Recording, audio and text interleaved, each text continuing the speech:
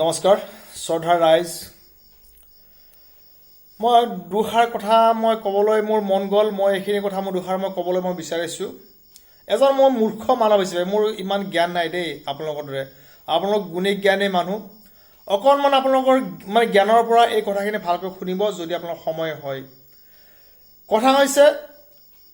অসম চৰকাৰৰ তৰফৰ পৰা স্বাস্থ্য বিভাগৰ তৰফৰ পৰা যিটো লকডাউন কাৰ্যসূচী অহাকালিৰ পৰা মানে 14 দিনৰ বাবে মানে দিয়াৰ বাবে যিটো চিন্তা চৰ্চা কৰিছে মই তাক মই স্বাগতম জনাইছোঁ সেই সিদ্ধান্তক আৰু মই আদৰণি জনাইছোঁ আৰক্ষী প্ৰশাসন তথা স্বাস্থ্য বিভাগ তথা ৰাজ্য চৰকাৰলৈ মোৰ ইয়াত মোৰ দুষাৰ মই ক'বলৈ মোৰ মন গৈছে এই লকডাউন যিটো লকডাউন কাৰ্যসূচীটো যিটো মানে অহাকালিৰ পৰা হ'ব এই যিসকল ব্যক্তি এই গুৱাহাটীৰ পৰা গ্ৰাম্য অঞ্চললৈ ঢাপলি মেলিছে অৰ্থাৎ ইমান দিনে তেওঁলোকে গুৱাহাটীৰ ভিতৰত থাকি যিটো গণ সংক্ৰমণ হোৱা বুলি মানে চৰকাৰৰ তৰফৰ পৰা স্বাস্থ্য বিভাগৰ তৰফৰ পৰা যিটো মানে আমি ইলেক্ট্ৰনিক মিডিয়া যোগে আমি শুনিবলৈ পাই আছোঁ এই গণ সংক্ৰমিত এই ব্যক্তিসকল এওঁলোকে সোৱাইপ টেষ্ট কৰা নাই তেওঁলোক কোনোবা কৰ্মচাৰীয়ে হওক বা কোনোবা প্ৰাইভেট কোম্পানীত কৰাই হওক বা দিন হাজিৰা কৰি খুৱাই হওক এইসকল ব্যক্তি যিটো সোৱাইপ টেষ্ট নকৰাকৈ গ্ৰাম্য অঞ্চলত ঢাপলি মেলিছে এই গ্ৰাম্য অঞ্চলৰ এই সহজ সৰল এই হোজা এই লোকসকলৰ গাত এই যিটো কৰোণা ভাইৰাছ সদৃশ এই মানৱ বম বুলি মই ক'বলৈ মই গৈছোঁ এটা বমে হয়তো 100-150 জন মানুহ এনেকুৱা মাৰি পেলাব যদি মানে একদম মানে ৰেঞ্জত থাকে বা এই কৰোণা সদৃশ এই যিটো মানৱ যিটো ভাইৰাছ যিটো গণ সংক্ৰমিত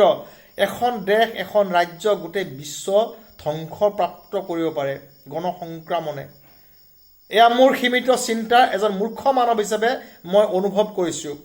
আপোনালোকৰ জ্ঞান আছে সূৰ্যৰ পোহৰ পাইছে কিতাপৰ পোহৰ পাইছে কিন্তু ভক্তিৰ পৰা যিটো পোৱা জ্ঞান সেইখিনি আপোনালোক কিমানখিনি পাইছে এইটো মোৰ বিষয়ে এটা চিন্তাৰ বিষয় মই এইবাবে কৈছোঁ আমি চৰকাৰৰ যিটো সিদ্ধান্ত আমি আদৰণি জনাইছোঁ মই প্ৰথমতে কৈছোঁ মই স্বাগতম জনাইছোঁ মই আদৰণি জনাইছোঁ কিন্তু যিসকল ব্যক্তিয়ে এই গুৱাহাটীৰ পৰা গ্ৰাম্য অঞ্চললৈ গৈ এই সহজ সৰল এই লোকসকলক এই যিটো যদি তেওঁলোকৰ গাত সঁচাই যদি এই ভাইৰাছটো আছে তেওঁলোক যদি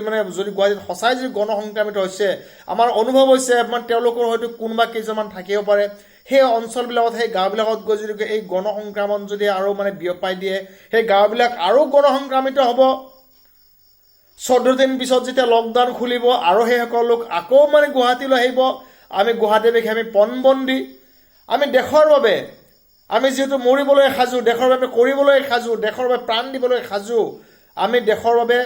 বা ৰাজ্যৰ বাবে বা জনতাৰ বাবে আমি পণবন্দী হৈ থকাটো আমি কোনো ডাঙৰ কথা হিচাপে আমি ভাবি লোৱা নাই আমি দেশৰ বাবে প্ৰতিটো মুহূৰ্তত যিকোনো মুহূৰ্তত আমাক যদি দেশৰ বাবে মাতে আমি ওলাই যাম দেশৰ কাৰণে দেশৰ প্ৰগতিৰ বাবে দেশৰ অৰ্থনীতিৰ বাবে জনতাৰ কল্যাণৰ বাবে আৰু